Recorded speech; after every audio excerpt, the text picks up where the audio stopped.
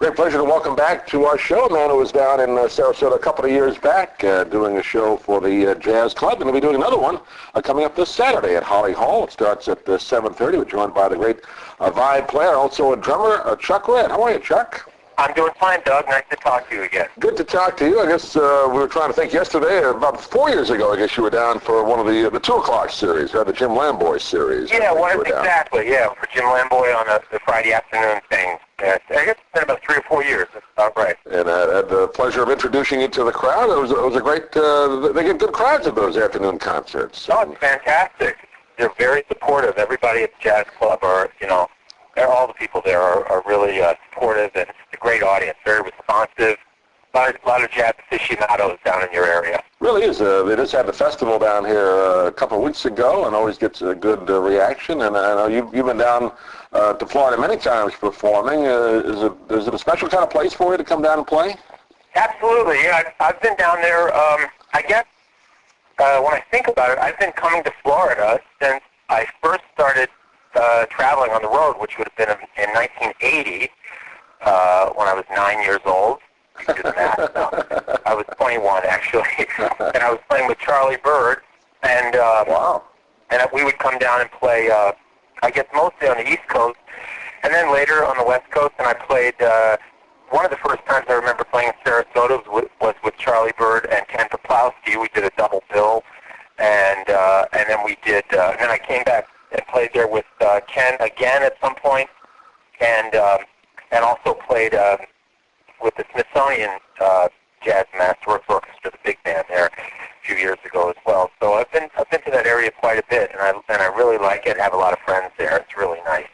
I would always like to ask jazz musicians. I know a lot of you guys know each other, but you don't know everybody. But when you get together and do a show together, is it almost instantaneous that you can kind of work together? It's kind of interesting to watch you guys play. Yeah, it can be, and I have a feeling this Saturday is going to be one of those. Well, first of all, I played with the bassist John Lamb, who I'm sure many of your listeners know. Great bassist who played with Ellington for years, and he's certainly a local luminary there.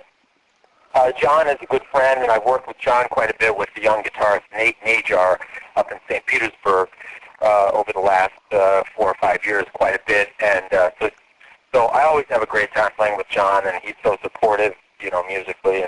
And then I've not played with Art Siegel or Eddie Tobin before, but I had a long conversation with Eddie on the phone yesterday or the day before, and we kind of rehearsed a little over the phone and talked about things we're going to play. And I heard him play a little bit. He just was playing piano over the phone, and as we talked about some of the tunes we're going to do, and I can tell we're going to have a ball. He sounded wonderful. Oh, that's great. Yeah. So it can be, instantaneous, and it can be surprising and in a good way. And I think we all try to bring out the best in each other when we get together. And I just recently played a festival up in Oregon where we just kind of put actually Ken Poplowski was the musical director up in Eugene at a place called The Shed, and he put all the musicians together, and it was Dick Hyman, another Floridian. Sure. The great piano player, Dick Hyman. Ken, Dave Frischberg was also on the bill, and we had a great time. We just just all got together and played, and I think we made a lot of music. I think it really came off well. I had a chance to talk to Dick a couple of weeks ago. He did a couple of gigs down here, yeah. Great. Yeah, he's such a wonderful player, and such a great guy. I always learn something when I play with him. As a vibe player, I guess Lionel Hampton must have been one of your influences. Who were some of the other guys that you were listening to? Milt Jackson was actually the reason. Listening to Milt Jackson, when I heard my first Milt Jackson recording in high school, that was the reason that I played vibe. I had heard Lionel Hampton before, and of course admired and loved his playing, but and I still listen to him, and it's thrilling, when I hear recordings. But Milt really was the first guy to inspire me to actually want to make those kind of sounds on the instrument. I heard a modern jazz quartet recording when I was in high school, and it just knocked me out. And then I went on to listen to Milt in many other contexts and got to know him, and he was a wonderful guy. And I even got to play in, a couple of years ago, I was asked to play in a Milt Jackson tribute band, which was his rhythm section, and then they used various vibes players over the last few years, and I was one of the people asked to do that, and that was quite an honor. But Hamp's music, Lionel Hampton, he really wrote the book on the approach to the instrument. He was the first guy to really put it on the map. He and Red Norvo, but maybe Hamp a little bit more because he was such a star and such a great entertainer.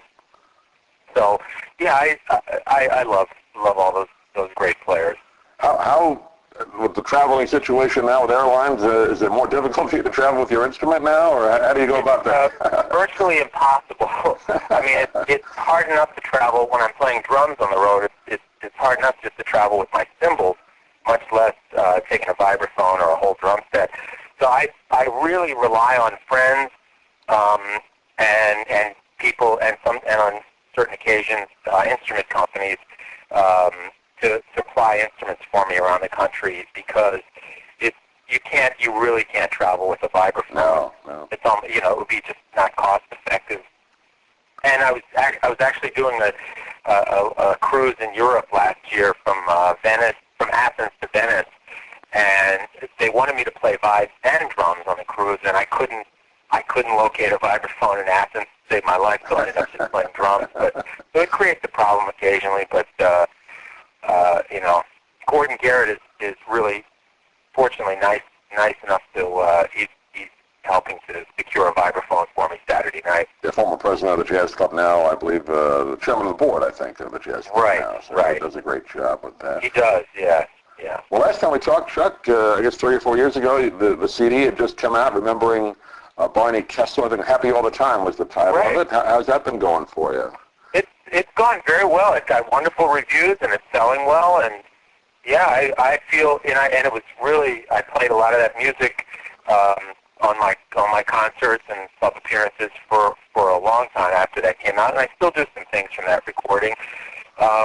That's on Arbors, of course, which is located down in Florida as well. Up in Clearwater, yeah. Up in Clearwater, and so yeah, that I was so thrilled with that album. I was really happy because first of all, to do something for Barney was important to me because he was a mentor. And I had great people on the album, Monty Alexander and Jeff Hamilton, Howard Alden, Gene Bertoncini, and my brother also played on it. He's a wonderful piano player, Robert. Mm-hmm. And then I just did something last summer for Arbors that should be released very soon, called The Common Thread, and it's with various musicians. A wonderful young piano player from Italy who now lives in New York named Rossano Sportiello, who's incredible, virtuoso, and Houston Person on saxophone, Mickey Roker on drums, Bob Cranshaw on bass, and I play a little bit of drums on it too, and I'm really happy with that one too. That should be out in hopefully the next couple of months. Oh, great. Well, when that comes out, we'll have you back on. I appreciate it, Doug. CD great. Party on the air. Yeah, that'd be great. Great, and maybe I can even make another visit down someplace in the area to help celebrate the release of it. Sure, that'd be great. Well, in the meantime, though, you get a chance to see Chuck Redd Saturday, 7:30, Holly Hall, right here in Sarasota, right off US 41, right across from Van Wezel, and it's going to be a great night of jazz. It always is. And Chuck, always great to have a chance to talk to you. We'll look forward to when the CD comes out and seeing you when you get down here. Thanks for being with us. Thanks, Doug. I really look forward to seeing all my friends in Sarasota, and we're going to have a ball on Saturday night.